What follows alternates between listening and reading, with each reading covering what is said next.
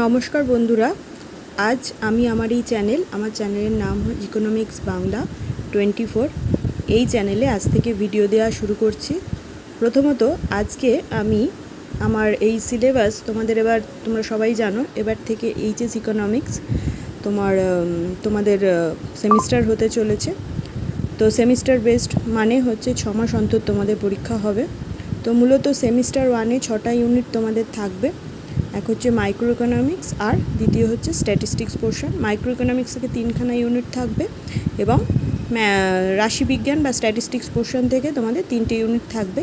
তো আজকের জন্য আমি প্রথম ইউনিটের সিলেবাস সম্পর্কে একটু বলবো। প্রথম ইউনিটে যেটা রয়েছে, প্রথমে কিছু ইকোনমিক্স সম্পর্কে ধারণা রয়েছে এবং ম্যাক্রো ইকোনমিক্স কী তার সম্পর্কিত যে সমস্যাগুলো সেগুলো সম্পর্কে আলোচনা করব। এখনও অবধি আমরা জানি না যে কোন ভাগ থেকে কত প্রশ্ন আসবে বা প্রশ্নের ধরন কী হবে। সেটা যখনই জানতে পারবো সেই অনুযায়ী প্রশ্ন উত্তরেরও কিছু ছোট ছোট ভিডিও, এবং এখন যেটা আমরা মূলত করব টপিক ওয়াইজ ছোট ছোট কিছু ভিডিও তোমাদের জন্য আপলোড করব। এবং এখানে তারপরে আছে হচ্ছে বাজার ব্যবস্থা এবং গভর্নমেন্ট ইন্টারভেনশন, মিশ্র অর্থব্যবস্থা, সমাজতান্ত্রিক অর্থব্যবস্থা, গণতান্ত্রিক অর্থব্যবস্থা, তাছাড়া রয়েছে চয়েস বা তোমার ইকোনমিক গ্রোথ, সাস্টেনেবল ডেভেলপমেন্ট যেটা বলে টেকসই উন্নয়ন।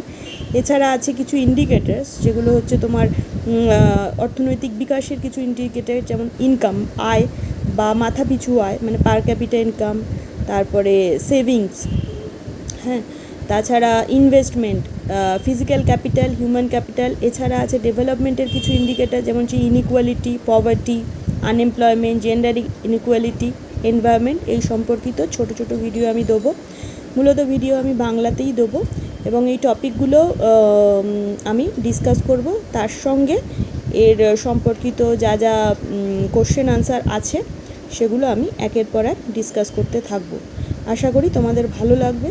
ভিডিওগুলো ফলো করতে থেকো এবং চ্যানেলটি ভালো লাগলে লাইক, কমেন্ট এবং সাবস্ক্রাইব করে দিও। ধন্যবাদ।